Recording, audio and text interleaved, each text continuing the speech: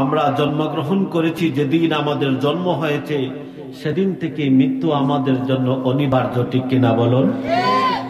বন্ধুরা আমার, আল্লাহর হাবিব মুহাম্মদ সাল্লাল্লাহু আলাইহি ওয়াসাল্লাম বর্ণনা করেছেন যে বিমান কাবি ফাকালা কুম ফিদ দুনিয়া কাআন্নাকা গরীবুন আও আবিরু সাবিল।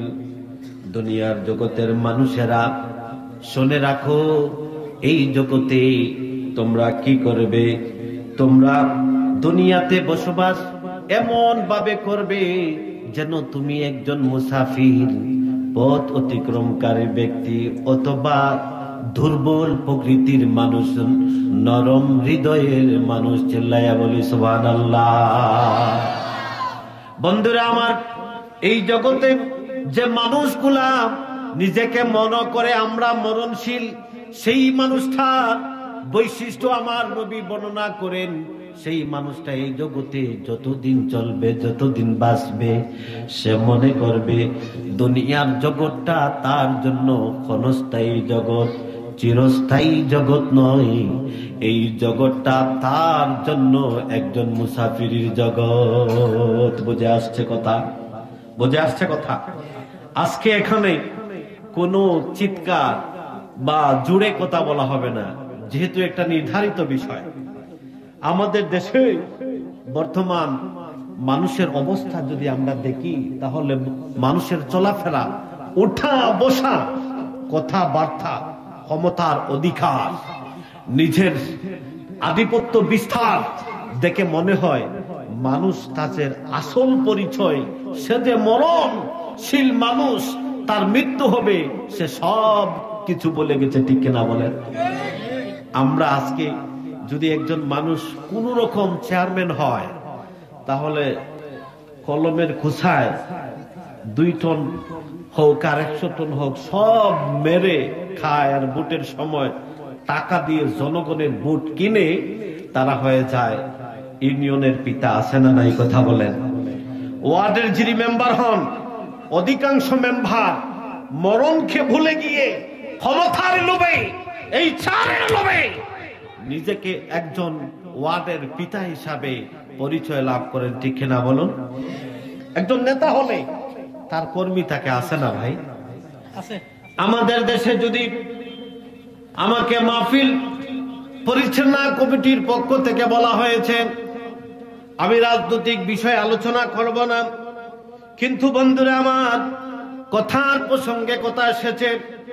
আমাদের এই দেশে রাজনৈতিক দল আছে, প্রথমে আওয়ামী লীগ, তারপরে বিএনপি, তারপরে জামাত। আছে না নাই?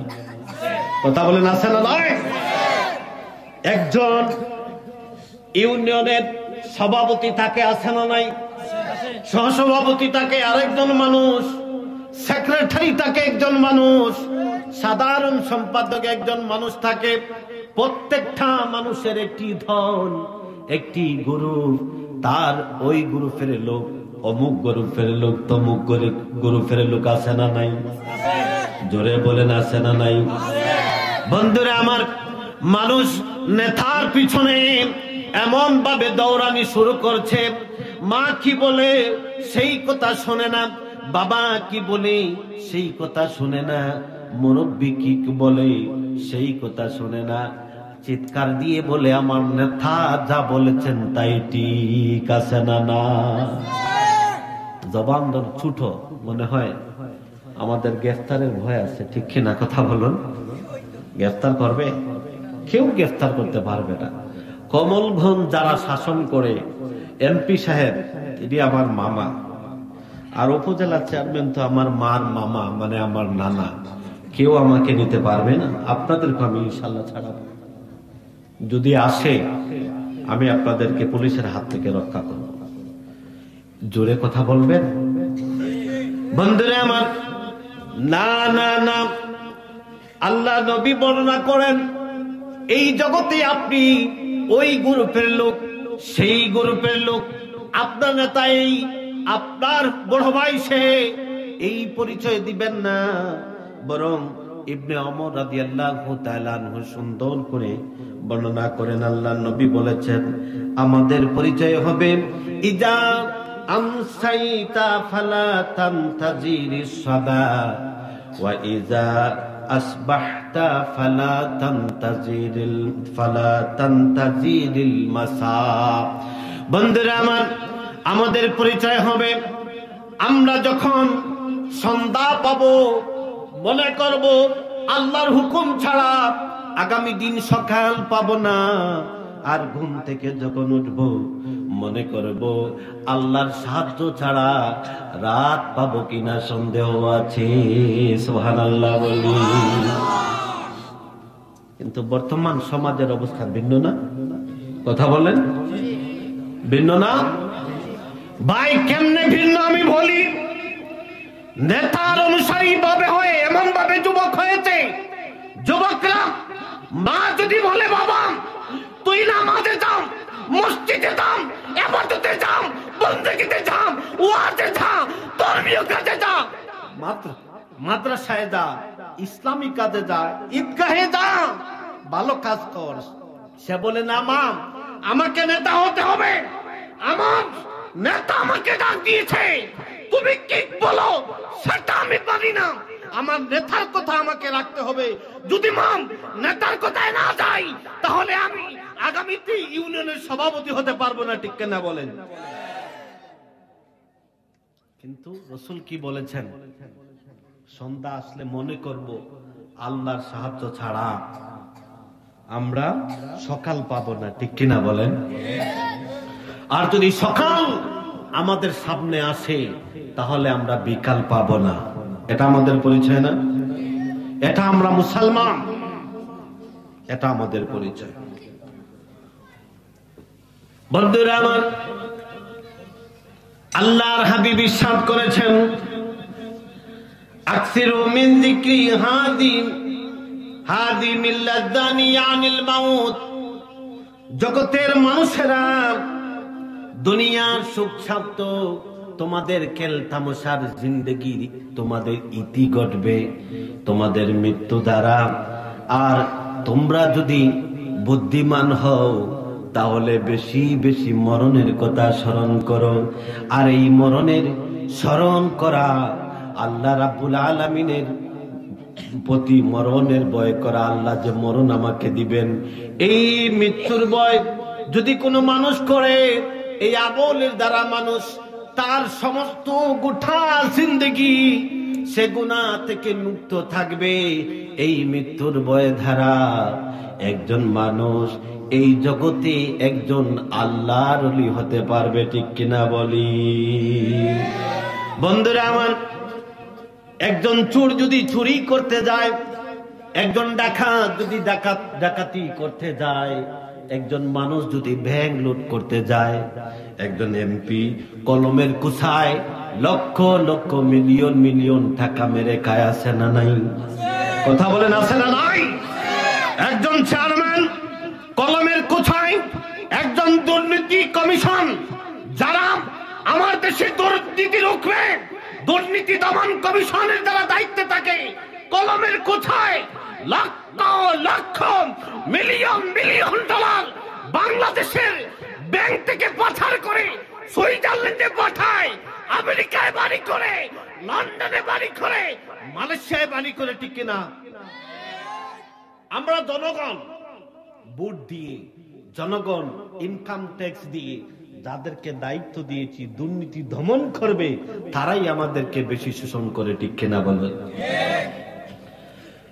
সম্মানিত সুধী আমার ভাইরাম, আমার যুবক ভাইরাম, আমার বাবার বয়সী বাবারা, আমার পর্দানিশী মা বোনেরা, একটু মনোযোগ দিয়ে শুনুন।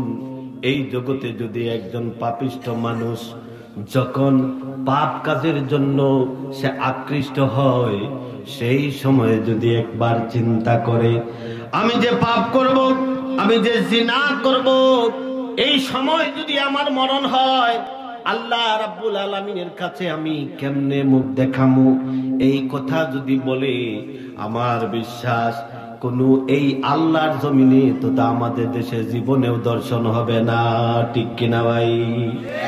দর্শন হবে? দর্শন আসেনি আমাদের এলাকায়।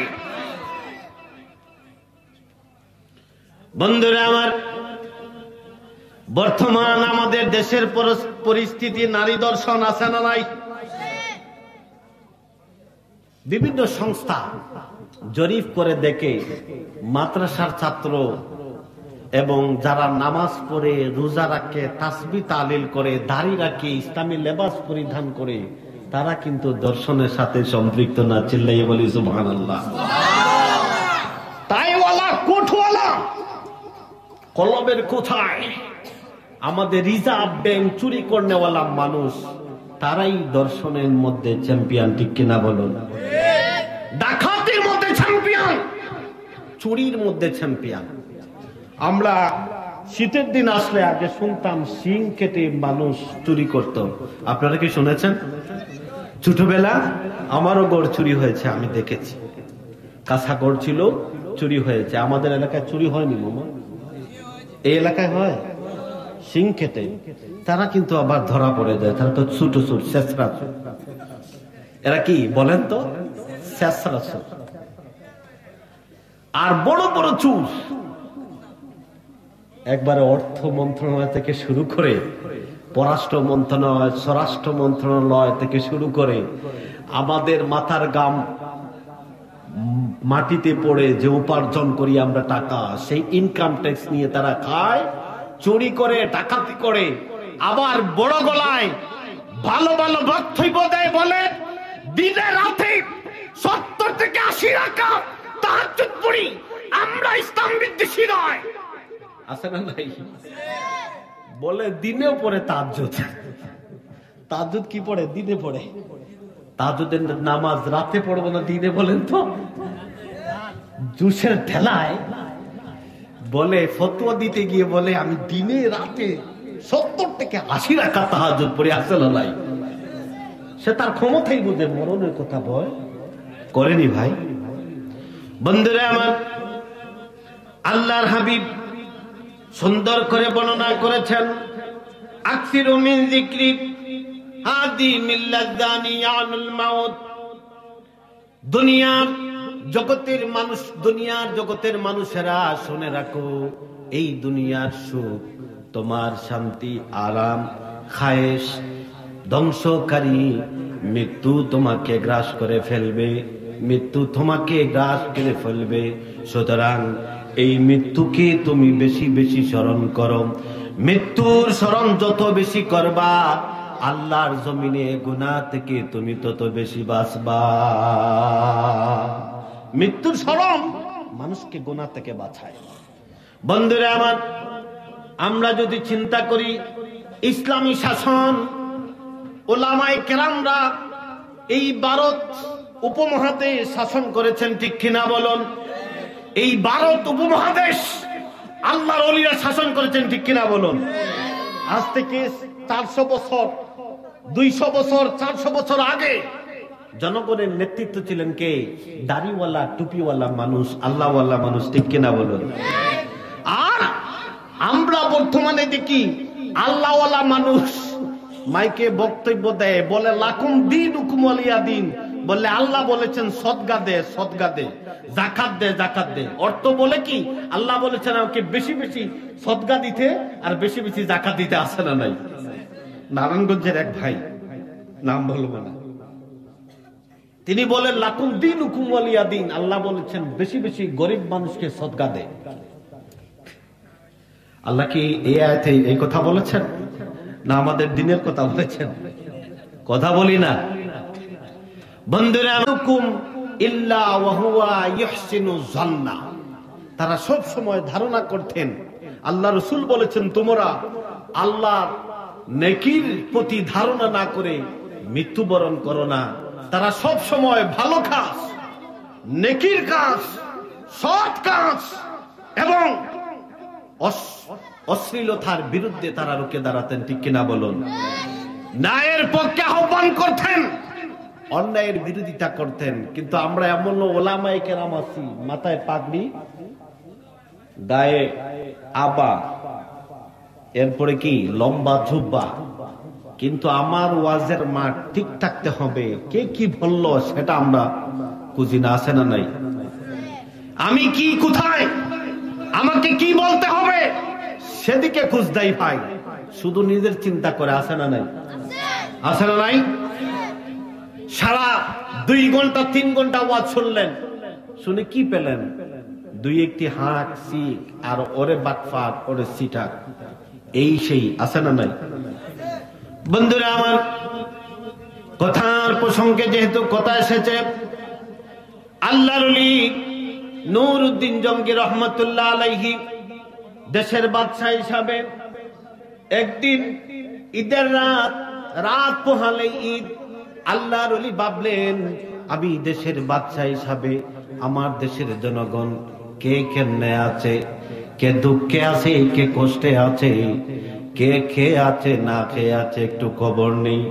যদি আমার দ্বারা আমার জনগণ সামান্য কষ্টের মধ্যে থাকে, একটা জনগণ কিয়ামতের মাঠে যদি আমার বিরুদ্ধে অভিযোগ করে, তাহলে আমি নুরউদ্দিন আল্লাহর দরবারে একজন অপরাধী হিসাবে দাঁড়াতে হবে।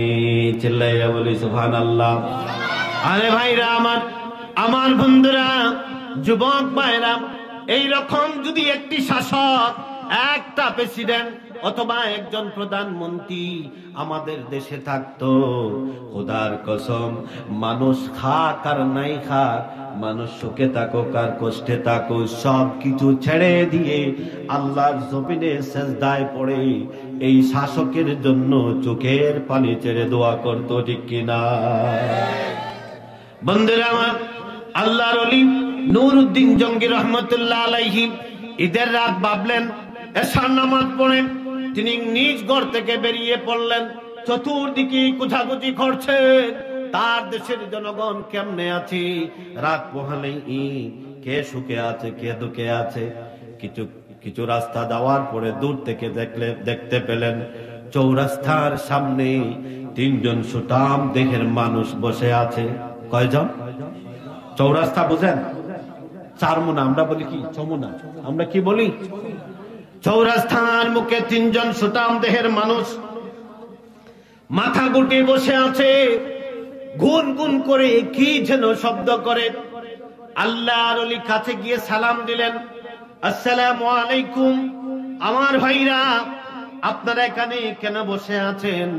রাত পোহালেই ঈদ, আমি দেখতে পাচ্ছি দেশের মানুষ কেউ আল্লাহর ইবাদতে আছে, কেউ ঈদের আনন্দের জন্য প্রস্তুতি নিচ্ছে, কিন্তু আপনারা এখানে বসে কি ভাবতেছেন আমাকে একটু বলুন, আর আপনাদের পরিচয় দেন, আমাকে বলেন, আপনাদের পরিচয় দেন। আপনাদের কি কষ্ট, না কোনো অসুবিধা, না আপনাদের কোনো সমস্যা, আমাকে একটু বলেন। এইবার 3 জনের মধ্য থেকে যে লিডার, যে নেতা ঠাস করে বলল, এই মিয়া তুমি আমাকে চিনবা না, আমাদের পরিচয় যদি তুমি শুনো তাহলে কাপড় চুপড় তোমার প্রস্রাবে নষ্ট হয়ে যাবে। কি হয়ে যাবে? আমরা এই জেনারেশনের সবচেয়ে বড় শয়তান, নাউজুবিল্লাহ বলি।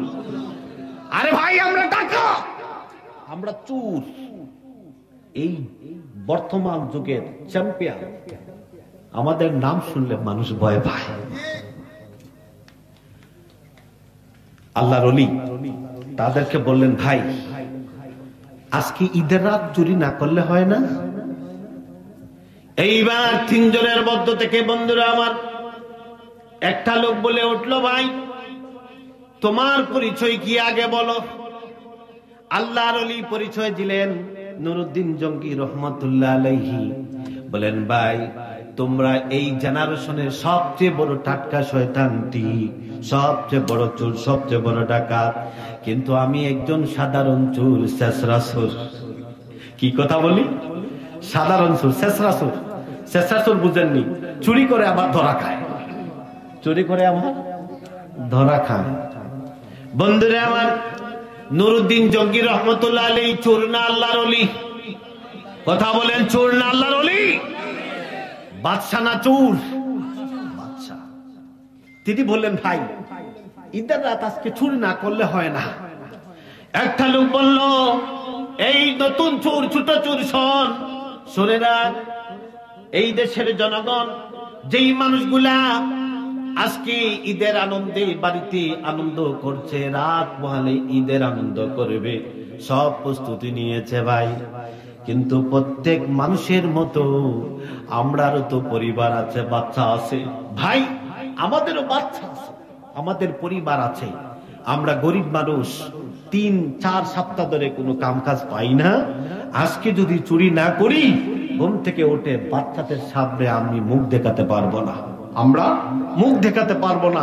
এই জন্য আমরা চুরির জন্য প্রস্তুতি নিছি। আল্লাহর নবী বললেন, ভাই ঈদের রাত সব মানুষ জেগে আছে, কেউ ইবাদতে, আবার কেউ কি নতুন পিঠা তৈরিতে, খাবার তৈরিতে ব্যস্ত। আজকে চুরি করা যাবে না ভাই, এক কাজ করো, সবর করে নেই, পরের দিন চুরি করো। তারা বলে, না ভাই, রাত পোহালেই যখন আমার বাচ্চা এসে বলবে, বাবা নতুন জামা কোথায়, বাবা হিসাবে যদি নতুন জামা না দেই, বাচ্চার সামনে মুখ দেখাতে পারবো? এরকম চোর আমাদের দেশে আছে না নাই? তাদেরকে পুলিশ ধরে, কিন্তু জনগণের হক, যারা দুর্নীতি দমন কমিশনে যারা দায়িত্ব আছে, যারা জনগণের হক মানুষের সাথে তুলে দেওয়ার কথা, তারা কলমের কোথায় লক্ষ লক্ষ টাকা চুরি করে, তাদের ঝাল নাই, ফাঁসি নাই, পুলিশ তাদেরকে প্রটোকল দেয়, আছে না নাই? কথা বলেন না। মনে হয় আপনাদের আমার কথা বুঝেন না, বুঝেননি? বলি না, বুঝেননি? বন্ধুরা আমার, এইবার আল্লাহর ওলি বললেন, তাহলে বলো কোথায় চুরি করবা?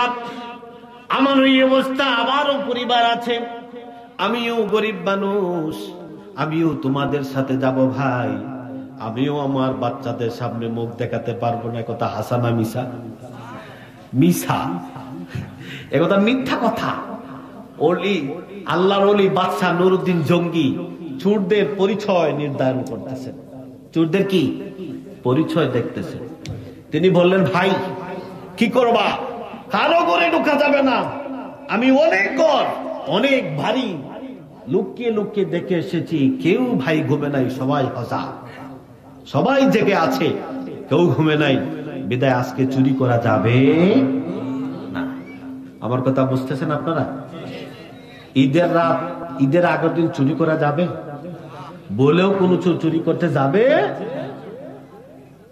এইবার চুরের লিডার বলল, আরে মিয়া তুমি কি বুঝবা, সবার জন্য যেমন ঈদের আনন্দ আছে, অর্থ মন্ত্রণালয়, বাইতুল মাল অর্থাৎ রাষ্ট্রীয় ব্যাংক যেটা, সেখানে যে দারোয়ান আছে তারও ঈদ আছে, আছে না নাই? কথা বলেন। ব্যাংকে যে চৌকিদার থাকে তার ঈদ আছে না নাই? একবারে গরিব মানুষ, ভিক্ষুক মানুষ, তার ঈদ আছে না নাই? কিন্তু তাদেরকে আমরা দাম দেইনি ভাই, কথা বলেন, দেইনি। তাকে দাম দিয়ে, ভিক্ষুক মানুষ, তাকে দাম দিলে আমার ইজ্জত যাবে, ঠিক কিনা? কিন্তু না, আমরা মানুষ সমান। মানুষ কি এক আল্লাহর সৃষ্টি। কার সৃষ্টি? জবান খুলে বলেন, কার সৃষ্টি? আল্লাহর সৃষ্টি। মানুষ আমরা এই সমাজে, আমাদের আচার ব্যবহার, আমাদের কর্মের ধারা, কেউ সমাজে ভালো হয়, কেউ খারাপ হয়, কিন্তু চোর যদি চুরি করে তার কর্মকে আমরা ঘৃণা করব। ডাকাত যদি ডাকাতি করে তার কর্মকে আমরা ঘৃণা করব। কিন্তু বন্ধুরা আমার, তাকে ঘৃণা করব না। এই দেশের, আমাদের বাংলাদেশের মানুষরা যদি সঠিকভাবে যাকাত আদায় করত, আমার বিশ্বাস, খোদার কসম, আমাদের দেশে গরিব থাকতো না, আমাদের দেশে চোর থাকতো না, ঠিক কিনা বলুন? কিন্তু আমরা, আমাদের দেশে যাকাত আছে, আছে না নাই? যাকাতের শাড়ি আর যাকাতের লুঙ্গি, ঠিক কিনা? দাম কত? যাকাতের শাড়ির দাম 125 টাকা, লুঙ্গির দাম 100 টাকা, আছে না নাই? নরসিংদীর ঈদ উল আজহার আগে অথবা রমজানের শেষের দিকে যদি যাওয়া যায়, ঢাকা যদি আমার যাওয়া পড়ে মাঝে মধ্যে, দেখি এখানে যাকাতের শাড়ি পাওয়া যায়, এখানে যাকাতের লুঙ্গি পাওয়া যায়। আমার দেশের নেতারা কলমের কোথায় লক্ষ লক্ষ টাকা চুরি করে, আবার সাইনবোর্ড দিয়ে, ফেসবুকে স্ট্যাটাস দিয়ে লাইভ প্রচার করে তারা যাকাত দেয় একটা শাড়ি আর একটা লুঙ্গি, ঠিক কিনা? আছে না নাই? এটা যাকাত নয়, এটা হচ্ছে মানুষদেরকে দুঃখা দেওয়া, ঠিক কিনা বলো? এটা ইসলামের সাথে ধোঁকাবাজি, এটা দ্বীনের সাথে ধোঁকাবাজি, ঠিক কিনা বলুন? এটা যাকাত হতে পারে না। সঠিকভাবে যাকাত দিলে আমাদের দেশে চোর থাকবে, গরিব থাকবে। আবার আমার চেয়ে একটু যদি ধনী হইতে মনে মনে ভাবে, হুজুর যদি এই কথা বলে আর সবাই যদি যাকাত দিতে, কাজের মানুষ আমরা পাবো না, ঠিক কিনা কথা বলুন? কাজের মানুষ পাবো না, নিজের কাপড় নিজে ধুইতে হবে, নিজের রান্না নিজে করতে হবে, হুজুর তো আমাদের বিরুদ্ধে গেল। না ভাই, সমাজে যদি অভাব না থাকে তাহলে সমাজে উশৃঙ্খলা থাকবে না, মারামারি থাকবে না, কাটাকাটি থাকবে না। যখন ওই অভাব দেখা দেবে তখন ওই কাটাকাটি, মারামারি, রাহাজানি আছে না নাই? আছে না নাই? করোনার আক্রমণের আগে আমার দেশে মারামারি কম ছিল না বেশি ছিল? কথা বলেন। চুরি ডাকাতি কম ছিল না বেশি ছিল? করোনার আক্রমণে মানুষ যখন বেকার হয়ে পড়েছে, এরপরে 2-3 মাস পরে দেখা গেছে ওই দিকে গরু চুরি হয়েছে, ওই দিকে গরু চুরি হয়েছে, আছে না নাই? সত্য না মিথ্যা বললাম? একটু জিকির করি লা ইলাহা ইল্লাল্লাহ।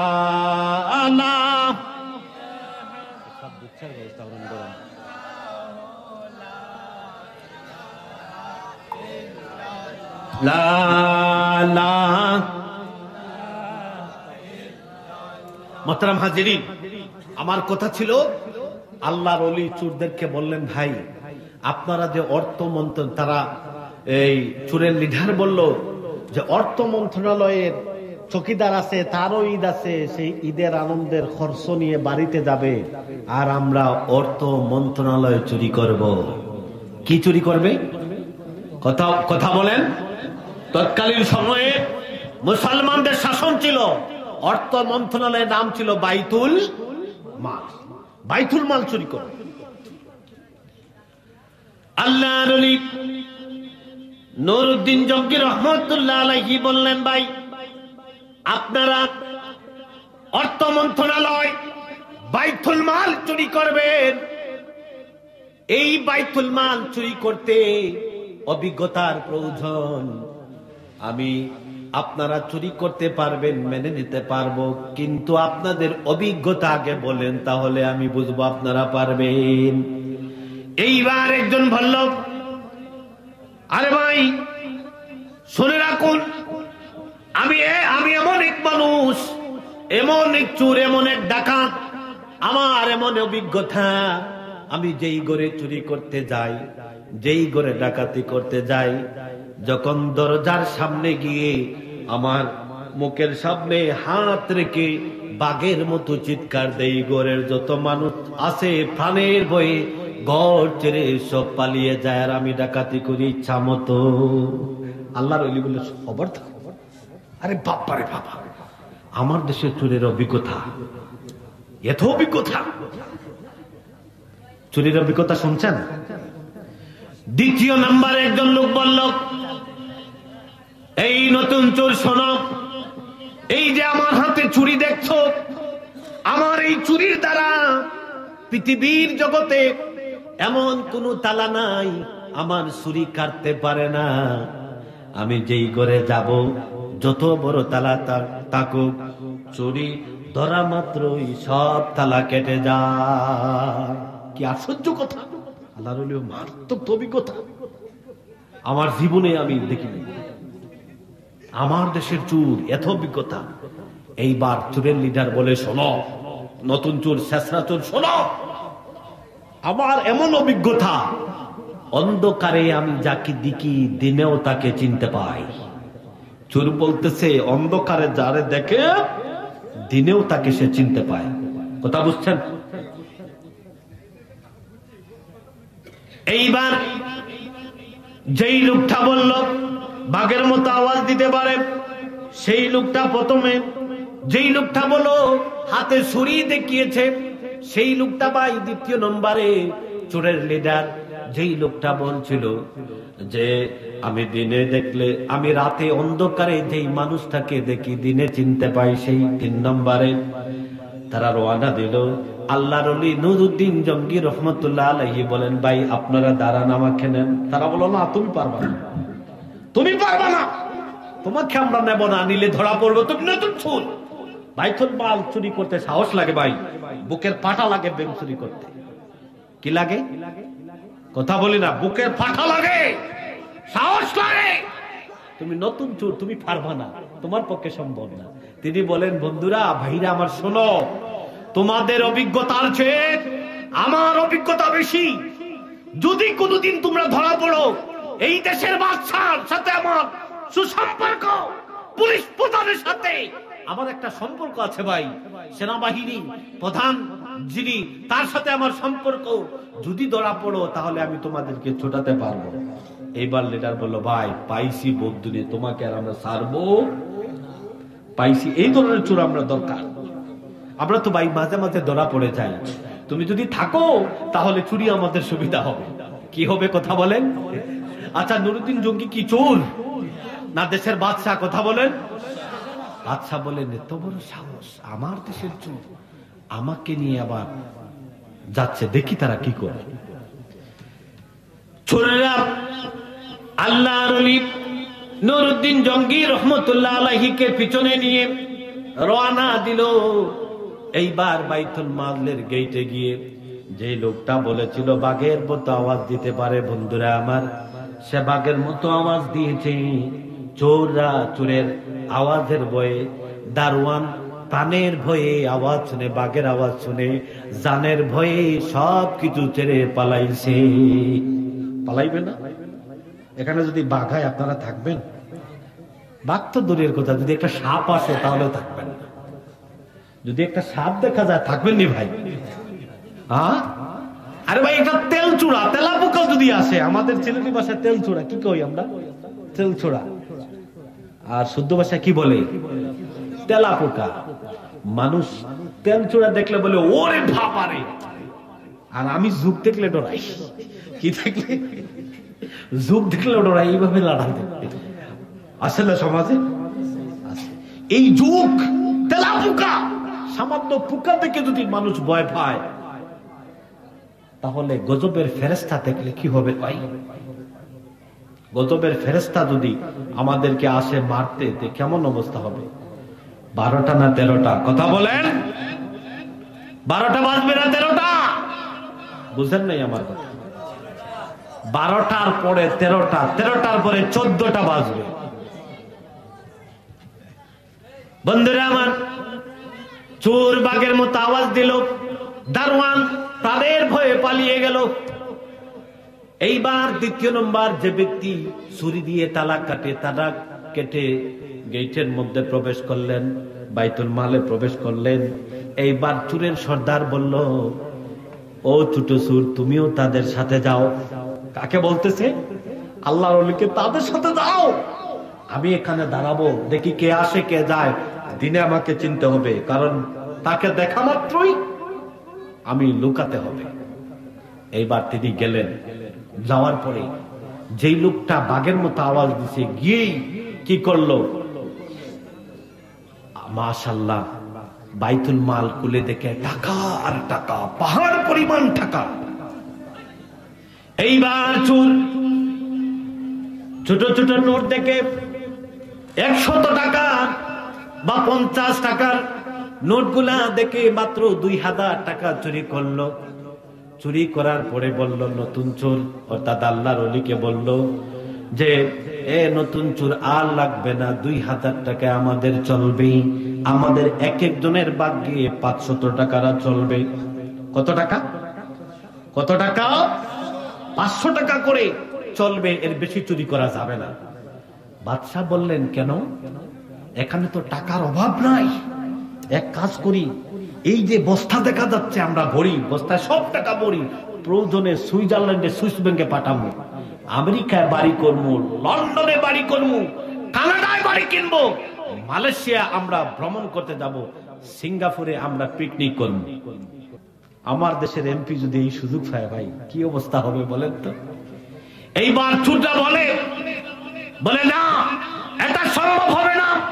আমরা যেই দেশে বসবাস করি, আমাদের বাদশা নুরউদ্দিন জঙ্গি, সে একজন আল্লাহর ওলি, সে ইনসাফের সাথে কথা বলে, রাষ্ট্র পরিচালনা করে। আমাদের বাদশা ইনসাফ বাদশার ইনসাফ আছে বিদায় আমরা আমাদের বাদশার বাইতুল মাল চুরি করতে পারি। এই শোনো, আমরাও চোর, এই দেশের চুরি করব ইনসাফের সাথে।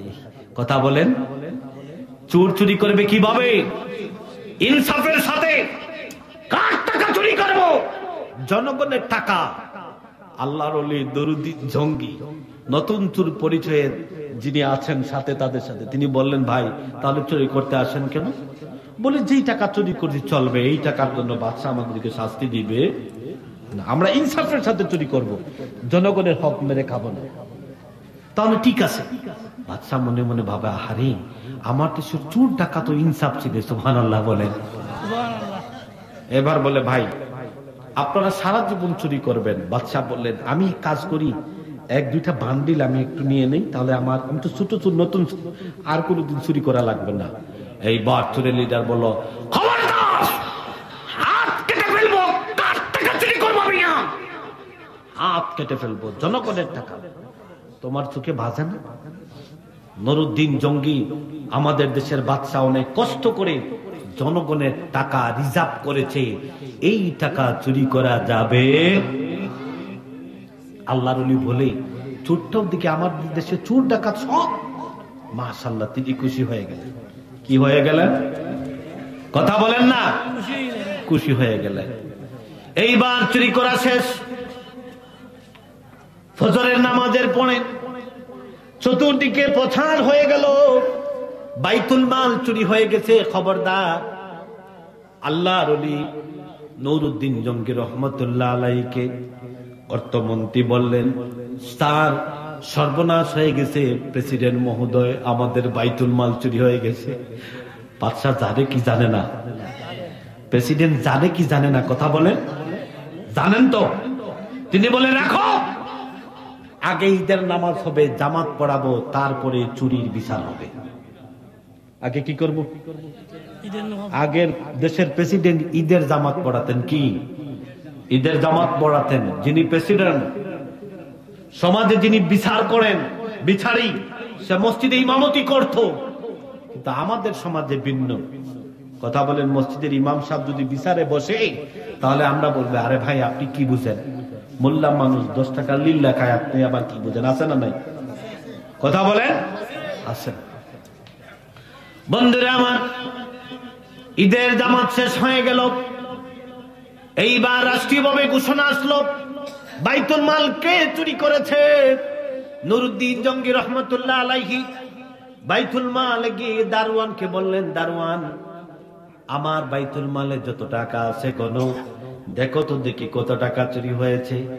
দারোয়ান সাহেব গিয়ে বাইতুল মালের টাকা সব গুনে দেখে মাত্র 2000 টাকা চুরি হয়েছে। কত? এখন কিন্তু কথা বলতে হবে, আনাইলে আপনারা বুঝবেন না। কত হাজার? 2000। মাত্র কয় হাজার? দারোয়ান মনে মনে ভাবলো, 2000 টাকা এটা ব্যাংক চুরি হয়েছে, আর মাত্র 2000, এটা কেমনে হয়? আমি এক কাজ করি, আর একটু আরো 2000 টাকা নিয়ে যাই, বাদশাকে গিয়ে বলবো, বলে, বাদশা মহোদয় 4000 টাকা চুরি হয়েছে। সে কি করলো? টাকা টুকা গনে গিয়ে বললো, বাদশা মাত্র 4000 টাকা চুরি হয়েছে। এবার বাদশা ভাবে, চুরি করলাম 2000, আর দারোয়ান বলে 4000, ব্যাপারটা কি? বুঝলাম না তো। চুরি করছে বাদশা কত? কথা বলেন, কত? 2000। আর দারোয়ান বলে কত? 4000। কথা বলবেন না, বাইরে কথা বলবেন না। বন্ধুরা আমার, তারপরে বাদশা বললেন, না, তোর হিসাব হবে না, তোর হিসাব মানি না, বাইতুল মাল চুরি হয়েছে। দারোয়ান সাহেব, আপনি বলছেন 2000, এটা কেমনে হয়? লক্ষ লক্ষ, কোটি কোটি, মিলিয়ন মিলিয়ন টাকা। চোর যদি চুরি করে অনেক টাকা নেওয়ার কথা, তোমার হিসাবে ভুল হয়েছে, বাদ দাও। তোমার হিসাবে ভুল হয়েছে, বাদ দাও। এইবার বাইতুল মালের পিয়ন সাহেবকে বললেন, পিয়ন সাহেব, আপনি একটু টাকাটা গুনে দেখুন তো কত টাকা চুরি হয়েছে। সে কি করলো? টাকাটা ভালো করে গুনলো, গুনে দেখে মাত্র 4000। কত? জোরে বলেন কত? সে কয় আরে অর্থ মন্ত্রণালয় চুরি হয়েছে, বাইতুল মাল চুরি হয়েছে, বাদশাকে কে কেমনে বলি 4000 টাকা? তা আমিও একটু সুযোগ পাইছি, আমার পকেটে 4000 ঢুকাই। সেও ঢুকাইছে তার পকেটে 4000। কত কত হইল? বাদশাকে গিয়ে বলল, বাদশা মাত্র 8000 টাকা চুরি হয়েছে। কত বল ভাই? কত? 8000। বন্ধুরা আমার, তারপরে বাদশা না বাইতুল মাল, বাংলাদেশ ব্যাংক, কেন্দ্রীয় ব্যাংক চুরি হয়েছে, আর তুমি বলছো 8000 টাকা। এটা কেমনে? এটা মানি না, তোমার ভুল হয়েছে। ডাকো সচিব সাহেব, অর্থ মন্ত্রণালয়ের সচিব সাহেবকে ডাকো। সচিব মহোদয় বললেন, ইয়েস স্যার। যাও টাকাটা ভালো করে গুনো, দেখো কত চুরি হয়েছে। সে ভালো করে হিসাব করে দেখলো মাত্র 8000 টাকা চুরি হয়েছে। এটা কি সম্ভব? এটা কেমনে হয়? আমিও আর 8000 টাকা ঢুকাই, সুযোগ পাইছি। সে 8000 টাকা ঢুকাইছি, ঢুকে গিয়ে বাদশাকে গিয়ে বলে, বাদশা মহোদয় টাকা বেশি চুরি হয় নাই, মাত্র 16,000। বাদশা হয় সর্বনাশ, চুরি করলাম 2000, আর যারে পাঠাই সেই বলে ডাবল করি। বুঝলেই তো ব্যাপারটা আমাদের দেশে আছে না নাই? আরে ভাই, এই নূরজাহান বাগান থেকে শ্রীমঙ্গল অথবা ভানুগাছ যে রাস্তা টেন্ডার হয় 1 কোটি, কাজ মাঠে আস্তে আস্তে জায়গায় আস্তে আস্তে সব চলে গিয়ে থাকে মাত্র 10 লাখ। আছে না নাই? আছে না নাই? এটা হচ্ছে আমাদের নীতি, এটা আমাদের সমাজ। আমি ভুল বলছি না, শুদ্ধ বলছি? বন্ধুরা আমার, এইবার বাদশা বললেন না 16,000 মানা যায় না। এমপি সাহেবের পিএস কে বলো আসতে। পিএস সাহেব আসলেন, আসার বলে, জি স্যার। বলে, আপনি মন্ত্রী সাহেবের, অর্থ মন্ত্রণালয়ের মাননীয় অর্থমন্ত্রীর পিএস, আপনি ভালো করে হিসাব রাখেন, একটু আমার বাইতুল মালটা গনেন। আরে ভাই, আপনি কথা বন্ধ করুন। কথা বললেন ওয়াজ, এই যে বাইরে কথা আসছে, কথা বলেন তো দেখি। কথা যদি বললেন তাহলে ওয়াজ শোনা যাবে। আমরা বাঙালি, আমাদের একটা অসুবিধা, আর বিশেষ করে আমরা সিলেটি মানুষ আরো বেশি অসুবিধা। ওয়াজে আসি দেরিতে, পরে প্রধান অতিথি থাকবে, এই অমুক সাপ থাকবে, একটু লেটে যাই, দূরত্ব আস্তে আস্তে যাই। কিন্তু আমিও তো আপনাদের এলাকার ছেলে, সিলেট অতিক্রম করে যখন আসরের সময় মাইক ধরি, আপনার তাওহীদ সাহেব আসতেছেন, আপনারা ওনাকে প্রশ্ন করবেন। ওনাদের এলাকায় ঢাকায় জোহরের পরে প্রোগ্রাম শুরু হয়, এশার আগে শেষ হয়। জোহরের পরেই মানুষ প্যান্ডেল ভরা থাকে। কিন্তু আমরা তো শাহজালাল উসিলায় সবকিছু রেডিমেড পাইছি, কদর বুঝি। বন্ধুরা আমার, এইবার বাদশা অর্থমন্ত্রীর পিএস কে বললেন, আপনি একটু হিসাব করে দেখেন, আমার বাইতুল মাল চুরি হয়েছে। সচিব সাহেব বললেন, মাত্র 16,000 টাকা। এটা কেমনে হয়? আপনি একটু গুনে দেখেন তো। সে গুনছে ভালো করে গুনে বলে, আজকে সুযোগ পাইছি, আজকেই তো সুযোগ পাইছি। অর্থমন্ত্রী তো আমাকে জীবনে এই টাকার দ্বারা নিতে, সে টাকার ঘাম নিয়ে বলে, সুযোগ তো যায়। সে গুনে দেখলো মাত্র 16,000 টাকা চুরি হয়েছে। এটা তো কোনো ব্যাপার না, একটা অর্থ মন্ত্রণালয়, সেও 16,000 টাকা তার প্যাকেটে দিচ্ছে। ওইসে কত? 16 আর 16। সে বাদশা কি বলে, বাদশা ব্যাপারটা বুঝলাম না, এটা আবার কোন দেশের টাকা? একটা ব্যাংক লুট করেছে মাত্র 16,000। বাদশা বলে, সর্বনাশ, যাকে দেই সেই দেখি দুগুণ করে। সে কি করে? এইবার তিনি বলেন, না তোমার হিসাবটা আমি মেনে নিতে পারলাম না। একটা দেশের রিজার্ভ ব্যাংক চুরি হবে মাত্র 32,000, এটা কেমনে হয়? যাও। অর্থমন্ত্রী সাহেবকে এলান করলেন যে, মাননীয় অর্থমন্ত্রী, আপনি দুদককে চিঠি লিখেন, দুর্নীতি দমন কমিশন দুদক, তারা বাইতুল মালের টাকা গুনে দেখবে আমার বাইতুল মাল থেকে কত টাকা চুরি হয়েছে। যারাই হিসাব করে আমার মনে হয় দুর্নীতি আছে।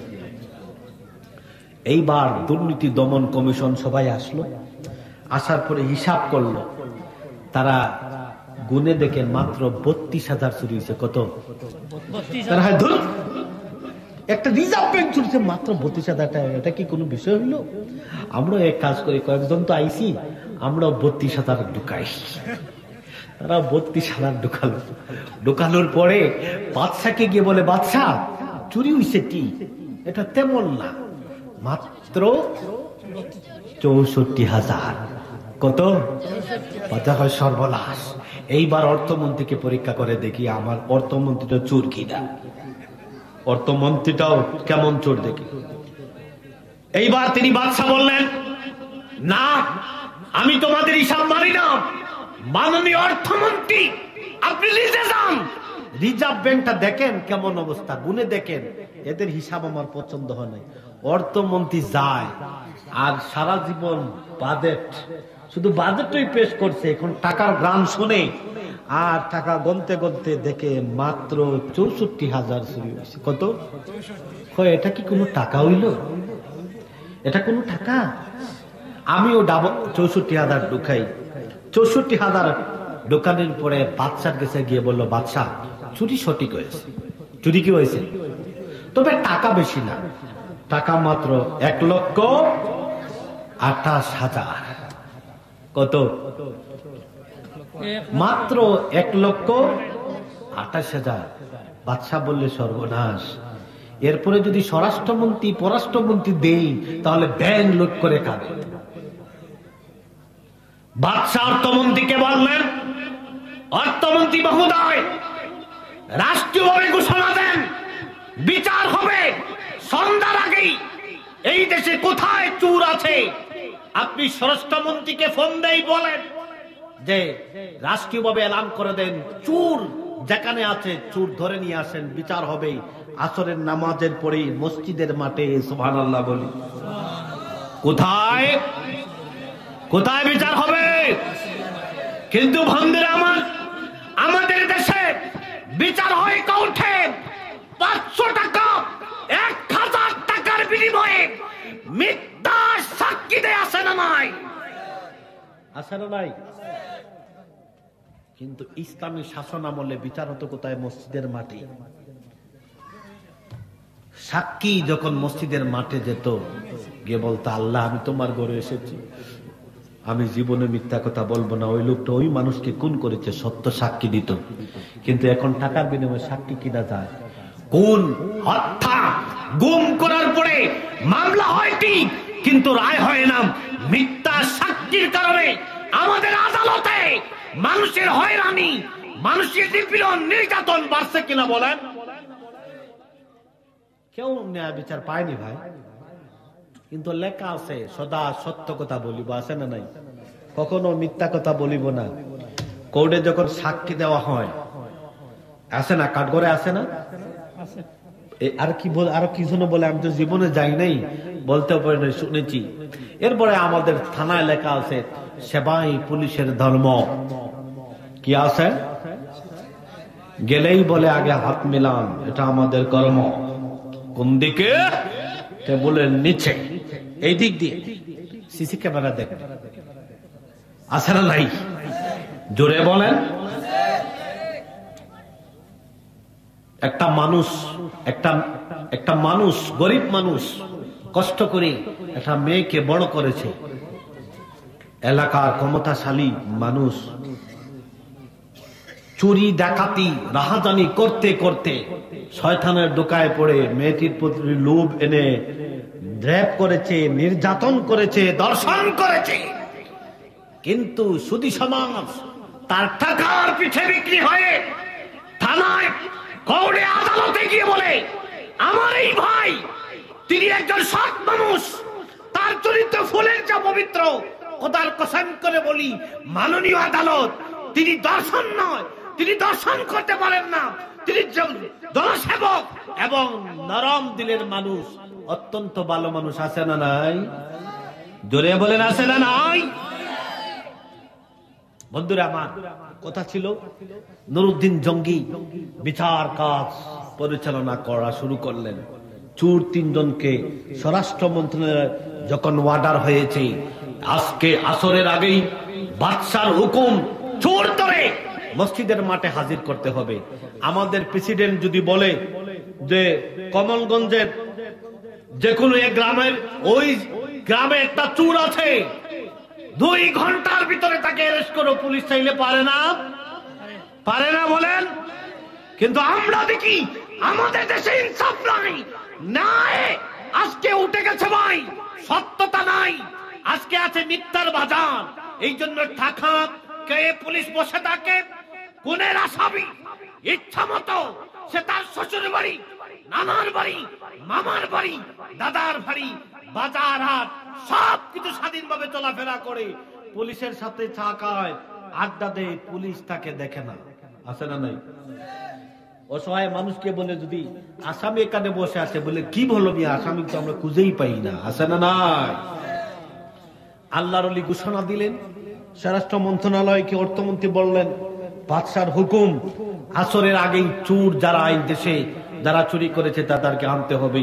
স্বরাষ্ট্র মন্ত্রণালয় গরম হয়ে গেল, তারা আসরের আগেই চোরকে মসজিদের মাঠে 3 জনকে হাজির করলো। কয়জন? কয়জন? এই 3 জন চোর এসে বলে বাদশা আমরা একা চুরি করি নাই, আমাদের সাথে আরো একজন মানুষ আছে, চিনতে পারতেছি না, আমাদেরকে একটু সময় দেন, সুযোগ দেন, আমাদের সঙ্গে একটা শেষরা চোর আছে, ওই চোরটাকে আমরা খুঁজে একটু দেখি পাই কিনা। বাদশা মহোদয় একটু সুযোগ দেন, আমাদের সঙ্গে একটা আছে শেষরা চোর, সে বলছি তো যদি ধরা পড়ে যায় তাদের আমাকে বাঁচাবে। বাদশা আমাদের তো কোনো উপায় নাই, গরিব মানুষ, রাত মহালে ঈদ, আমাদের বাচ্চাদেরকে যদি একটা সামান্য কাপড় না দিই বাদশা, তাহলে বাচ্চাদের সামনে মুখ দেখাবো না, বিবির কাছে মুখ দেখাতে পারবো না, ঈদ উপলক্ষে যদি কিছু বাজার না করি। এই জন্য অসহায় হয়ে আমরা, বাংলাদেশ সরকার নয়, তৎকালীন সময়ে নুরউদ্দিন জঙ্গি রহমতুল্লাহ আলাইহির দেশের বাইতুল মাল, আমরা সামান্য টাকা চুরি করি, 4 জন মিলে 2000 টাকা। বাদশা 1,28,000 আমরা চুরি করি নাই। বাদশা শোনো, বাদশা মহোদয় শোনেন, আমরা চোর হতে পারি, আমরা ডাকাত হতে পারি, কিন্তু যেই দেশে আপনি আমাদের বাদশা, যেমন একজন আল্লাহর ওলি, তেমন আপনি একজন ন্যায় বিচারী হিসাবে আমরাও চুরি করেছি, বিচারের সাথে ইনসাফের সাথে। সুবহানাল্লাহ বলি। আমরা টাকা চুরি করছি 2000, 1,28,000 চুরি করি নাই। তিনি বললেন তাহলে বলো তো কিভাবে চুরি করছো? এইবার লোকটা বলল যে বাদশা মহোদয় আমি গেইটে গিয়ে মুখে বাঘের মতো আওয়াজ দিছি, দারোয়ান সাহেব চলে গেছে, এরপরে আমরা 4 জন ঢুকে ভিতরে গিয়ে চুরি করছি মাত্র 2000। নতুন চোর বলছিল যে একটু বেশি চুরি করার কথা, আপনি থাকে খুঁজেন, নতুন স্বরাষ্ট্র মন্ত্রণালয়ে আপনি পুলিশকে অর্ডার দেন নতুন চোরকে ধরার জন্য।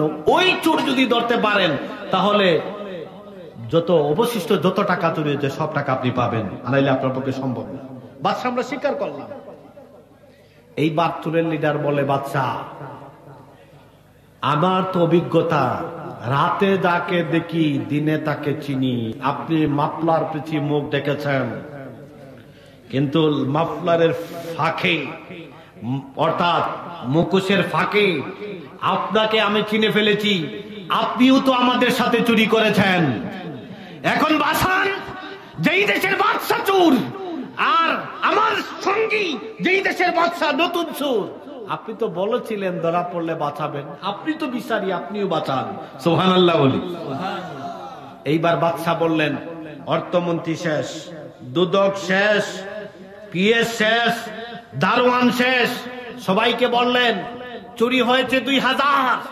আমি পরীক্ষা নিলাম, আমার দেশে যদি এই অবস্থা হয় তাহলে তোমাদের দ্বারা আমার জনগণ নিরাপদ থাকবে না, বিদায় তোমাদেরকে আমি বহিষ্কার করলাম, আর এই চোরদেরকে আমি আমার অর্থ মন্ত্রণালয়ের দায়িত্ব দিলাম। সুবহানাল্লাহ বলি।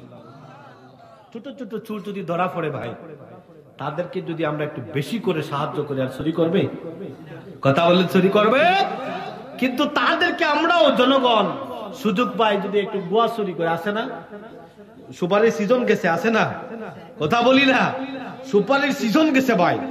গোয়া, গোয়া সিলতি ভাষায় গোয়া, এই গোয়া যদি আবার ইন্টারনেটে প্রচার হয় তাহলে আমার সম্পর্কে আবার ফতোয়া তৈরি হয় যে হুজুর বলছে গোয়া কথা। কিন্তু না, আমি আমার মিডিয়ার ভাইদেরকে বলছি, এই গোয়া আমাদের প্রচলিত ভাষা সুপারি। কি শুদ্ধ ভাষা? কি সুপারির গাছে চোর চুরি করে না? যদি ধরা পড়ে মারবেন না, বেশি তাদেরকে মারবে না, সে তো ছোট চুরি করে, তাকে একটু বেশি করে দিয়ে দেন, আর চুরি করবে?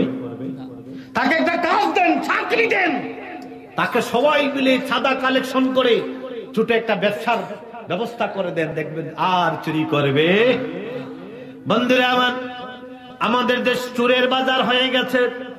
যে যে পজিশনে বসে কলমের কোথায় চুরি করে, আবার জনগণের সামনে সে পবিত্রতার স্লোগান দেয়, বলে আমরা জনসেবাকে ইবাদত মনে করি, মানুষের কল্যাণে দিন রাত কাজ করি, আর এই দেশের উন্নয়নের জন্য দিনে রাতে 70 থেকে 80 রাকাত তাহাজ্জুদের নামাজ পড়ি। আছে না নাই? আছে না নাই? এই চোররা তাহাজ্জুদের নামাজের দাবি করে। কোন নামাজের দাবি করে? আমরা জনগণ তো এমন হয়ে গেছে, জনগণ যা পাই তা খাই, পরে কি হবে তা ভাবি না। ভোট আসলে মেম্বার সাহেব যতজন খারাপ হবে, কিছু কিছু জনগণ আছে তারা চিন্তা করে যে আজকে এই বছর যদি প্রার্থী বেশি হয় তাহলে আমাদের প্যাকেট গরম হবে, যে আসবে তার কাছ থেকে নিব, যে আসবে তার কাছ থেকে নেব, যে আসবে তার কাছ থেকে নেব। আমি আমার পৌরসভার কথা বলি, পৌরসভায় আমার দোকান, একটা বাস্তব কথা বলি। এই নির্বাচনের আগে একজন প্রার্থী তিনি 10,000 টাকা নিয়ে একটা ফ্যামিলিতে গিয়েছেন ভোট কেনার জন্য। কিসের জন্য বলেন? কথা বলি না, বাস্তব কথা। আমি তো এলাকার ছেলে, আমার এলাকার কথা আমি বলি। 10,000 টাকা নিয়ে তিনি ভোট কেনার জন্য একটা পরিবারে গেলেন, গিয়ে বললেন, কোরআন শরীফে এই টাকাটা রেখে বললেন, ভাই আপনি আমার চাচা লাগেন, দাদা লাগেন, এই লাগেন, সেই লাগেন, আমি আল্লাহর কালামে উপর 10,000 টাকা রাখলাম, এই টাকাটা আপনি নিন, আর ভাবির বুট, আপনার বুট, আমার বুট, এরপরে চাচির বুট, চাচার বুট আপনি আমাকে দিবেন, এই বলে এই টাকাটা নেন। তিনি টাকাটা নিলেন, আল্লাহর কসমকে তিনি বললেন, কোরআনে হাত রেখেছি, টাকাটা নিলাম। তিনি নিলেন 10,000 টাকা। প্রার্থী কিন্তু চালাক ভাই, প্রার্থীও মানে বুট কিনে তো কিনতে কিনতে তারা চালাক হয়ে গেছে। প্রার্থী কি করলো? মনে মনে ভাবলো, না ওনাকে পরীক্ষা করতে হবে। তার আরেকজন লোককে কিছুক্ষণ পরে 20,000 টাকা দিয়ে বলল, যা 20,000 টাকা আমি যেভাবে দিছি দেখতো সেই বুটার সত্যিই আমি বুট কিনতে পারছি কিনা। আরেকজন লোক গিয়ে বলল, ভাই আপনি অমুককে ভোট দেবেন না, আমি অমুক প্রার্থীর লোক এসেছি, আপনাকে 20,000 টাকা দিলাম, আপনি কি আমাকে ভোট দিবেন? কোরআন শরীফের উপর থেকে টাকাটা নিয়ে বলে, আল্লাহু আকবার, ইনশাল্লাহ ভাই আমার 6টা ভোট আছে, আপনাকেই দেব। আছে না নাই? আছে না নাই? আবার ওই জনগণ চিল্লায়, বলে মেম্বার আমাকে দেখে না, চেয়ারম্যান আমাকে দেখে না। আছে না নাই? প্রার্থী গিয়ে বললেন যে, ভাই একটু আগে 10,000 টাকা দিয়েছিলাম, ওইটাও দেন আর ওইটাও দেন, আপনার ভোট কিনা আমার লাগবেই। ভোট কি? আমানত। ভোট কি? ইমানের সাথে সম্পর্ক। যারা নির্বাচনে প্রতিদ্বন্দ্বী প্রার্থী হয় সবাইকে বাছাই করে, যিনি সৎ, নামাজি, জনগণের কল্যাণে যিনি কাজ করবেন আপনাকে বাছাই করবেন, তাকেই আপনি ভোট দিবেন। খোদার কসম, সামান্য টাকার বিনিময়ে যদি কোন মানুষ তার ঈমান বিক্রি করে, সে রাসূলের উম্মত নয়, সে মুসলমান নয়, মুসলমান নয়, মুসলমান থেকে খারিজ। ঠিক কিনা বলুন? একটু জিকির করো, ইলাহা ইলাহা, আর জোরে লা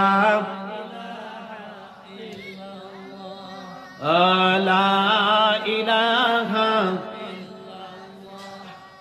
লা ইলাহা লা ইলাহা হাজিরিন, আর মাত্র 8টা মিনিট সময় আছে। একটা ঘটনা মনে গেছে, অনেক সময় গিয়েছে, আমি সংক্ষেপ করে নিচ্ছি। আমরা মানুষ এই জগতে মা বাবার মাধ্যমে আমাদের আত্মপ্রকাশ ঘটেছে, ঠিক কিনা? জোরে বলি ঠিক কিনা? আমাদের এলাকায় কয়েকজন সন্তান আছে, যদি মা বলে এটা এটা পারে না রে পুত, ওইটা ঠিক না, কয়জন মানে আসেনি ভাই? দুই একজন, ঠিক কিনা? অধিকাংশ মানুষ আছে তারা মাকে চোখ রাঙ্গায়, ধমক দেয়, আসে না? বাবার সামনে চোখ লাল করে, আসে না? নাই? আরে ভাই মাইক এক জায়গায় রাখেন না, এক জায়গায় রাখেন। প্রথম থেকে এখন পর্যন্ত একই অবস্থা। বন্ধুরা আমার, কথা ছিল আল্লাহর নবী বলেছেন, এই জগতে মুসলমানদের জিন্দেগি হবে, যখনই সন্ধ্যা আসবে মুসলমান মনে করবে আল্লাহর সাহায্য ছাড়া রাত্রি পাবে না, আর যখন রাত আসবে মুসলমান মনে করবে আল্লাহর সাহায্য ছাড়া আগামী দিন ঘুম থেকে উঠতে পারবে না। রাজি আছি আমরা? রাজি আছি? জোরে বলেন। আমরা যারা রাজি আছি, আমরা নিয়ত করব, এই আমল করার চেষ্টা করব, ঠিক আছে না? বন্ধুরা আমার, ইবনে ওমর রাদিয়াল্লাহু তাআলা আনহু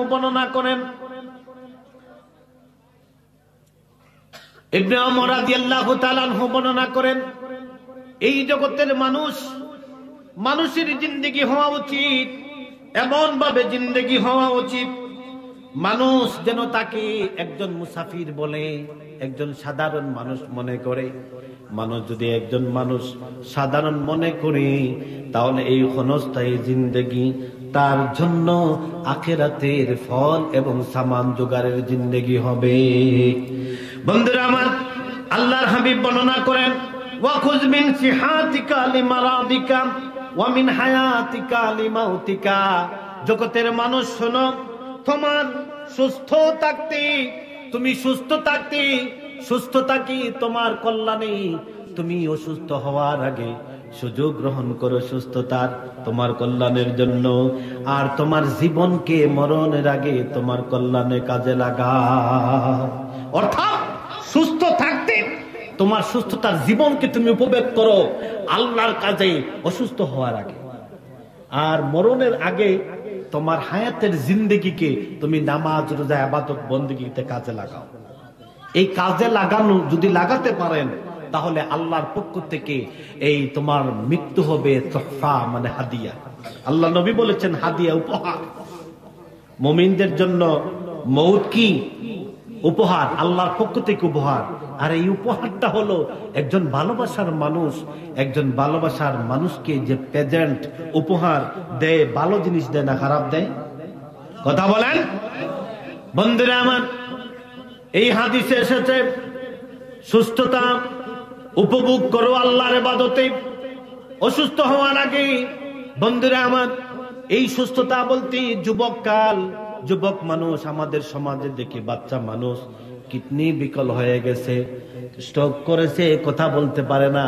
অনেক বাচ্চা মানুষ, যুবক মানুষ বুবা আছে, অনেক যুবতী বুবা আছে। বন্ধু, এই সুস্থতা নয়, বরং আমরা যারা যুবক কাল, অর্থাৎ আমার হায়াতের জিন্দেগিতে যেই সময়টা আমার নওজোয়ান সময়ে, ধরা যৌবন সময়ে যেই সময়টা আমি পেয়েছি, এই সময়টা হাদিসের ভাষায় বোঝানো হয়েছে সুস্থকাল বন্ধু। আর বৃদ্ধকালকে বোঝানো হয়েছে অসুস্থকাল। এখন আমি প্রশ্ন রাখি বাবা, আমার এই আজকের মাহফিলের এখানে যে সভাপতি মুরব্বী যারা আছেন, আমি যদি তাদের সাথে প্রতিযোগিতা করি এই মাহফিল থেকে দৌড়ের কে আগে বানুগাছ যেতে পারবে, আমার সভাপতি যারা আছেন, মুরব্বী যারা আছেন, আমার মনে হয় তারা মাধবপুর যেতে যেতে আমি বানুগাছ যাবো, আছে না নাই? সত্য কিনা? সত্য। এই জন্য যুবক, তোমার যৌবনকাল আল্লাহর কাছে একটা নিয়ামত, এই ইবাদতের কাল।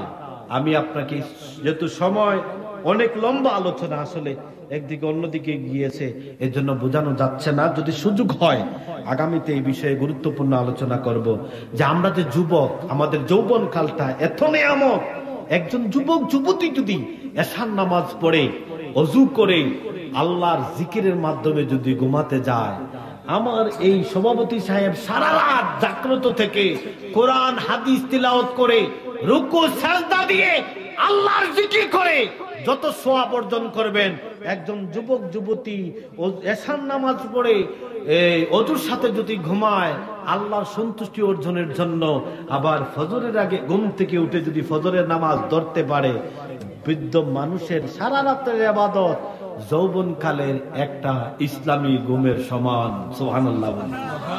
শুধু তাই নয় বন্ধুরা আমার, একজন যুবক যুবতী আল্লাহর জমিনে আল্লাহর সন্তুষ্টির জন্য যখনই সাজদায় যায়, সাজদায় কি যখন বলে সুবহান রাব্বিয়াল আলা, জমিন আল্লাহর দরবারে ফরিয়াদ করে রাব্বুল আলামিন আমার বুকে যে যুবক যুবতী সাজদা দিয়েছে আল্লাহ, ওই যুবক যুবতীর ভার, মাথার ভার আমি জমিন আর সহ্য করতে পারতেছি না মাবুদ, মেহেরবানি করে এই যুবক যুবতীর মাথাটা আমার বুক থেকে তোলেন, আর এই সাজদার বিনিময়ে তার জিন্দগিকে কল্যাণের জিন্দগি বানিয়ে দেন, তার মা বাবা দাদা দাদি সবাইকে মাফ করে দেন। আমরা যুবকরা নামাজে বেশি যাইনি ভাই?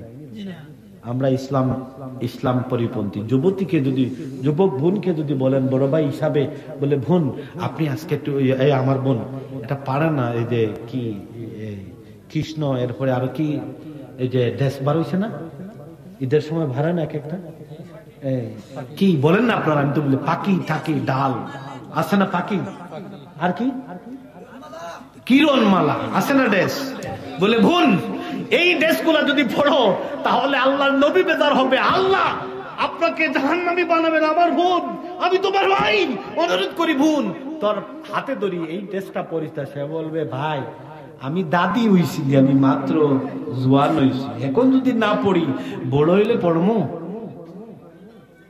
বোরকা পরে বুড়ার সময়, বিয়ের পরে, বুড়া হওয়ার পরে, এখন তো বিয়ের পরে ভাবি ডিজাইন ধরে বাইকে দেখায় না, দেখায় দেওয়ারকে, আসে না নাই, শুধু সমাজকে দেখায়।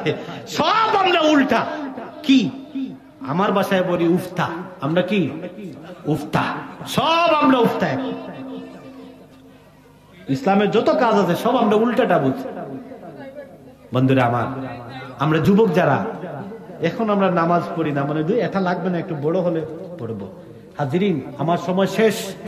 একটি কথা বলি, একটু চিন্তা করে দেখেন, আল্লাহ পাক কোরআনুল কারীমে বলেছেন ওয়াল আসরি ইন্নাল ইনসানা লাফি খুসর। আল্লাহ রাব্বুল আলামিন আসরের কসম কে বলছেন, দুনিয়ার জগতের মানুষেরা সবাই তোমরা ক্ষতিগ্রস্তের মুখাপেক্ষী, তোমাদের ক্ষয় হবে, এখানে তোমরা চিরস্থায়ী নয়। শুধু এই লোকজন ব্যতীত ইল্লাল্লাযীনা আমানু ওয়া আমিলুস সালিহাত, যারা ভালো আমল করে, যারা ঈমান এনেছে, যারা সালেহিনদের উত্তরাধিকারী অনুসরণ করেছে চলাদের, তারা ব্যতীত সবাই ক্ষতিগ্রস্ত। আজকের আমরা অনেক যুবক আছি, চুল কাটি বিভিন্ন ডিজাইনে, আছে না, দাড়ি রাখি টাইম দিয়ে 2 সপ্তাহ 3 সপ্তাহ, আছে না, আছে না, কথা বলেন। এটা তো যৌবন লাগছে, একটু করে নেই, পরে রাখবো না। অনেক এমপি মন্ত্রী আছেন, তাদেরকে যদি প্রশ্ন করেন, বলে ভাই আপনি রাখেন না কেন দাড়ি, বলে আমি যদি দাড়ি রাখি তাহলে আমার এমপিত্ব চলে যাবে, আছে না নাই, আর একটু বয়স হোক তারপরে রাখবো, আছে না নাই। কিন্তু ভাই মাদ্রাসায় যদি কোনো ছাত্র পড়ে, সেখানে ফতোয়া সবার চলে, এই তুই মাদ্রাসায় পড়িস কেন, শেভ করস, তুই মাদ্রাসায় পড়স, তুই কেন প্যান্ট পড়স, তুই কেন ডিজাইন করবে, তোর পকেটে চলবে না। এটা করলে বলো হুজুর মাদ্রাসা ছাত্রকে বলবো, এই তুমি যে প্যান্ট পরো এটা কি যাইস, আর নিজে যে প্যান্ট পরে ঘন্টার নিচে, এটার খুশ আসেনি ভাই। বন্ধুরা আবার, তাই আমরা চেষ্টা করব যতটুকু জানি আমরা বাও হওয়ার জন্য। আমার ভাষায় বলি উফতা উফতা উফতামি ছেড়ে সোজা ভাওয়ে আসবো, ভাওয়ে, ঠিক আছে। হাজিরিন, আল্লাহ পাক যেন আমাদেরকে কবুল করেন এই আশা ব্যক্ত রেখে, আমি তো আপনাদের এলাকার মেহমান, ঠিক কিনা, আমার শ্বশুর বাড়ির এলাকা, হিসাবে আপনারা আমাকে পাবেন।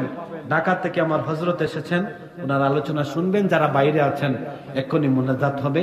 আমি আপনাদের কাছে অনুরোধ করব, যদি ঢাকার মেহমান এসে মানুষ আমার মতো যদি কম পান তাহলে আমি লজ্জা পাবো।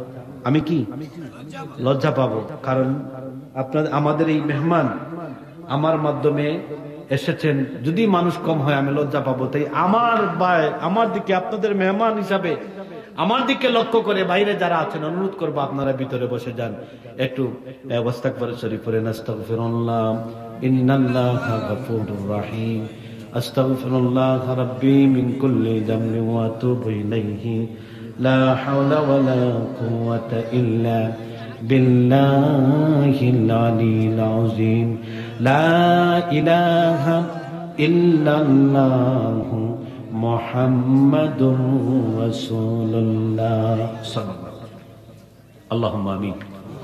আল্লাহুম্মা রাব্বানা যালামনা আনফুসানা ওয়া ইল্লাম তাগফির লানা ওয়া তারহামনা লানাকুনান্না মিনাল খাসিরিন।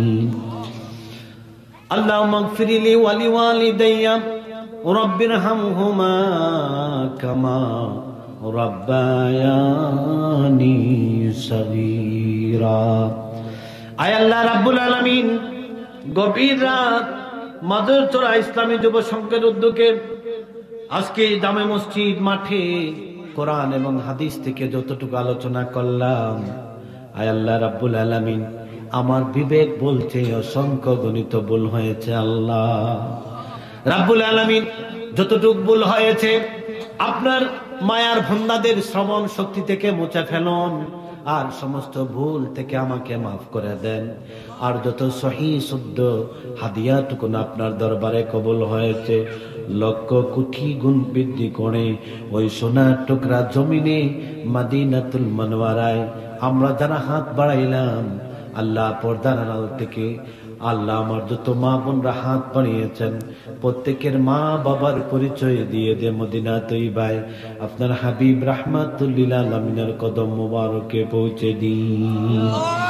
আয় আল্লাহ তাআলা, বিশেষ করে এই মাহফিলের উসিলায় আমরা যারা হাত তুলেছি তোমার দরবারে, আমাদের জিন্দেগির দিকে যদি একটু লক্ষ্য করি আল্লাহ, আজকের পূর্বে বোঝ হওয়ার পর থেকে আমরা কেমনে অতিবাহিত করেছি, যদি একটা বার চিন্তা করি রাব্বুল আলামিন, মনের মধ্যে উত্তর এসে যায় আমাদের হায়াতের জিন্দেগির দ্বারা আমরা জাহান্নামে ছাড়া আর কিছু না গো। আয় আল্লাহ রাব্বুল আলামিন, ভুলের সাগরে পড়ে গুনার বোঝা মাথায় নিয়েছি, গুনার বোঝা অর্জন করেছি গো আল্লাহ। তোমার দরবারে ফরিয়াদ করি, আজকে দেখতে পাচ্ছি অনেক মুরব্বী বাবা, অনেক নজওয়ান ভাই, আয় আল্লাহ আরামের ঘুম ছেড়ে অনেক মায়ের মানুষ এখানে বসে আছেন। এই মানুষদের উসিলায় রাব্বুল আলামিন পর্দার আড়াল থেকে যত মা বোন হাত বাড়িয়েছেন প্রত্যেকের উসিলায় আমাদের দোয়াকে কবুল আর মঞ্জুর করে নেন। সমস্ত জিন্দেগির গুনাহ থেকে আমাদেরকে মুক্ত করে দেন। আয় আল্লাহ রাব্বুল আলামিন, আমরা যারা হাত বাড়াইলাম এই মাহফিলের উসিলায় আমাদের দাদার বংশ থেকে, দাদের বংশ থেকে, আমাদের নানার বংশ থেকে, নানির বংশ থেকে যত মানুষ কবরে প্রত্যেককে মাফ করে দেন আল্লাহ। আয় আল্লাহ রাব্বুল আলামিন, বিশেষ করে মাবুদ আমার শ্বশুর আল্লাহ তোমার হুকুমে দুনিয়ার জিন্দেগি ত্যাগ করেছেন আল্লাহ। আল্লাহ রাব্বুল আলামিন কবরকে জান্নাতের মাগ বানিয়ে দিন আল্লাহ। তোমার বান্দার নেক রুহানি আমাদের প্রতি খুশ করে দেন রাব্বুল আলামিন। এই মাহফিলে অনেক মাখানা মানুষ হাত বাড়িয়েছেন আল্লাহ। আমি জানি না অনেক মানুষ বাবা খানা, আমিও জানি না অনেক মানুষ থাকতে পারে যার মা নাই বাবা নাই। রাব্বুল আলামিন এই এতিমদেরকে মাফ করে দেন আল্লাহ। তাদের উসিলায় তাদের মা বাবার কবরকে জান্নাতের বাগ বানিয়ে দিন রাব্বুল আলামিন।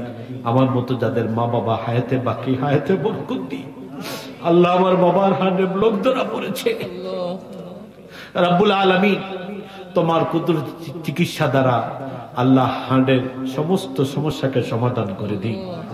আল্লাহ রাব্বুল আলামিন, কিছুদিন ধরে মাইকে কথা বলতে পারি না, মন মানে না আল্লাহ, মনটা বাসায় বাড়িতে পড়ে থাকে। আল্লাহ আমাদেরকে বাবা হারা বানাইও না আল্লাহ রাব্বুল আলামিন। এই মজলিসে যারা মা বাবার সাথে বেয়াদবি করেছেন, আমার বিশ্বাস আলোচনা শোনার পরে প্রত্যেকের হৃদয়ে মা বাবার প্রতি প্রেম জাগেছে। আল্লাহ রাব্বুল আলামিন প্রত্যেকটি সন্তানকে মা বাবার জন্য নিয়ামত হিসাবে কবুল করেন রাব্বুল আলামিন। এই জগতে কোনো মাকে, কোনো বাবাকে, কোনো সন্তানের দ্বারা সমাজে লাঞ্ছিত করিও না আল্লাহ। আল্লাহ আমাদের ভুলের ধারা আমাদের মা বাবাকে সমানে লাঞ্ছিত করিও না আল্লাহ, তোমার দরবারে অপরাধী বানাইও না আল্লাহ রাব্বুল আলামিন। করোনার মহামারীর আক্রমণে আমাদের সমাজের চিত্র আল্লাহ পাল্টে গেছে আল্লাহ। অনেক মানুষ ব্যবসা বাণিজ্য ছেড়ে দিয়ে হাউতাস অশান্তির মধ্যে আছে গো আল্লাহ। আল্লাহ যেই মানুষটা দিন 1000 টাকা আয় করত, এই মানুষটা একটা দিন 200 টাকা আয় করতে পারে না আল্লাহ। অনেক ব্যবসায়ী ব্যবসা ছেড়ে পথে, অনেক গাড়ি চালক শ্রমিকজীবী মানুষ আল্লাহ গাড়ি চালায় কিন্তু আয়ে ধরে না। আল্লাহ মসজিদের মাহফিল, আল্লাহ মসজিদের উসিলায়, উলামায়ে কেরামদের উসিলায় এই সমস্যায় যারা পড়েছেন আল্লাহ তোমার দরবারে ফরিয়াদ করি, আল্লাহ তুমি আমাদের সাহায্যদাতা। আল্লাহ মানুষের ঋণের বোঝা বাড়তেছে, আল্লাহ আয়ের রাস্তা বন্ধ হয়ে যাচ্ছে, আল্লাহ শান্তির পরিবেশ, আয়ের রাস্তা, বরকতের রাস্তা আমাদের জন্য আবার ফিরিয়ে দাও আল্লাহ রাব্বুল আলামিন। পরিশেষে বলতে চাই, সমস্ত জিন্দেগি গুনাহ থেকে মুক্ত করে, ঋণের বোঝা থেকে মুক্ত করে, ঘরে বাইরে আমাদেরকে শান্তির জিন্দেগি দান করে, আমাদের দুনিয়ার জিন্দেগি যেদিন শেষ হবে আপনার হাবিব রাহমাতুল লিল আলামিনের দিদার দিয়ে শয়তানের দুঃখা থেকে মুক্ত করে আমাদের জবান দিয়ে জারি করে দিবেন লা ইলাহা ইল্লাল্লাহু মুহাম্মাদুর রাসূলুল্লাহ।